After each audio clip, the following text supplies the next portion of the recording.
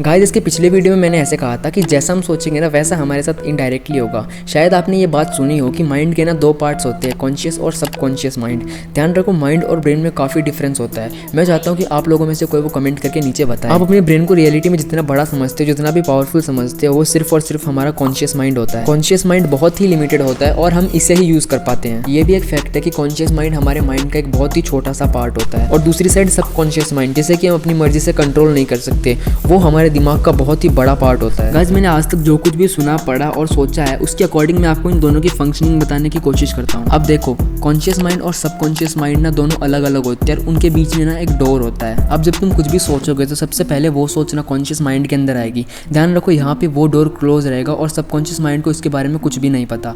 फिर क्या होगा कि जैसे वो तुम्हारी सोच और भी डीपर और भी गहरी होती जाएगी, फिर वो उस दरवाजे में से पास कर जाएगी और सबकॉन्शियस माइंड में जाके वो अपना रिस्पॉन्स दिखाएगी। अगर कोई सोच सिर्फ सोच ही बन के रह जाती है तो वो उस डोर को क्रॉस ही नहीं कर पाती और कॉन्शियस माइंड में घूम के वापस निकल जाती है। जैसा कि डॉक्टर जोसेफ मर्फी ने अपनी book the power of subconscious mind में कहा था कि जो भी हमारा कॉन्शियस माइंड बिलीव करेगा तो सबकॉन्शियस माइंड उसे एक्सेप्ट करके और उसके ऊपर रिस्पॉन्स शो करेगा। इसका मतलब कि जिस भी चीज़ पे हम जितना बिलीव करेंगे ना, वो हमारी लाइफ में उतना ही असर डालती है। गाइज अगर तुम अपनी लाइफ में ये बिलीव करने लग जाओ कि आज से इतने टाइम बाद मुझे ये अचीव करना है, तो तुम्हारा सबकॉन्शियस माइंड उस पर एक्ट करेगा और फिर क्या होगा कि लॉ ऑफ अट्रैक्शन की मदद से तुम्हारे पास वो चीज़ और आती जाएगी। अब तुम्हारा क्वेश्चन ये होगा कि यार हम गोल पे बिलीव कैसे करें, या फिर हमें पता कैसे चलेगा कि हम बिलीव कर रहे हैं। हम बिलीव कैसे करेंगे इसकी बात तो मैंने पिछले पार्ट में की थी, तो इसकी फिर से बात थोड़ी देर बाद करेंगे। पहले ये बात कर लेते हैं कि हमें पता कैसे चलेगा कि हम किसी चीज़ पे बिलीव कर रहे हैं या फिर नहीं। तो चलो एक एग्जांपल से समझते हैं। मान लो कि तुम एक बार रात को घर पे अकेले हो और अगर उस टाइम पे तुम्हें थोड़ा सा भी डर लग रहा हो तो इसका मतलब ये है कि तुम भूतों पे बिलीव कर रहे हो।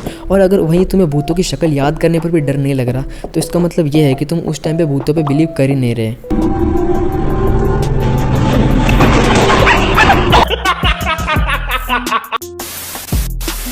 गाइस क्वेश्चन ये है कि डरने वाली कंडीशन में हार्ट बीट क्यों बढ़ जाती है, और अगर उसी सिचुएशन में अगर तुम ऐसे सोचो या फिर ऐसे बिलीव करो कि वहाँ पे तुम्हारी फैमिली है, तुम अकेले नहीं हो, तो तुम्हें बिल्कुल भी डर नहीं लगेगा। ऐसा क्यों? इसका मतलब तो यार कुछ तो है हमारे दिमाग में जो कि हमारे शरीर के उन चीज़ों को कंट्रोल करता है जिसे कि हम डायरेक्टली कंट्रोल नहीं कर पाते और जो कि सिर्फ हमारे विश्वास पर रिस्पॉन्स दिखाता है। गाइस कुल मिला के मुझे यही कहना है कि अगर तुम किसी भी चीज़ पर बिलीव कर रहे हो ना, तो तुम्हारा शरीर कोई ना कोई साइन तुम्हें ज़रूर देगा। अब बात आती है कि हम किसी भी चीज़ पर या फिर अपने गोल पर बिलीव कैसे करें। देखो जैसे मान लो कि कोई एक स्टूडेंट है ना और उसे अच्छा परसेंटेज स्कोर करना है, या फिर तुम्हारा कोई गोल है जो कि तुम्हें अचीव करना है, तुम्हें क्या करना होगा कि उस लेवल की मेहनत तो करनी होगी और साथ ही साथ तुम्हें ना अपने आप को उस लेवल पे मानना भी होगा। जैसे कि आपको ना अपने गोल को महाभारत नहीं समझना है, क्योंकि अगर अपने गोल को बहुत ही बड़ा समझोगे कि भाई क्या है ये मेरे से नहीं होगा, तो लॉ ऑफ अट्रैक्शन उल्टा काम करेगा। अब यहाँ पे लॉ ऑफ अट्रैक्शन वही है जो तुम बिलीव करोगे ना, वो तुम्हारी लाइफ के अंदर आएगा। गाइस अगर आपको अपनी लाइफ में पॉजिटिविटी भरनी है तो लॉ ऑफ अट्रैक्शन से अच्छा मीडियम और कोई नहीं हो सकता, चाहे आपके पास बहुत सारे पैसे क्यों ना हो। तो गाइस बस यहीं तक वीडियो। अगर आपको वीडियो पसंद आया तो इस वीडियो को लाइक कर दो और चैनल को सब्सक्राइब भी कर लो और वीडियोस के लिए।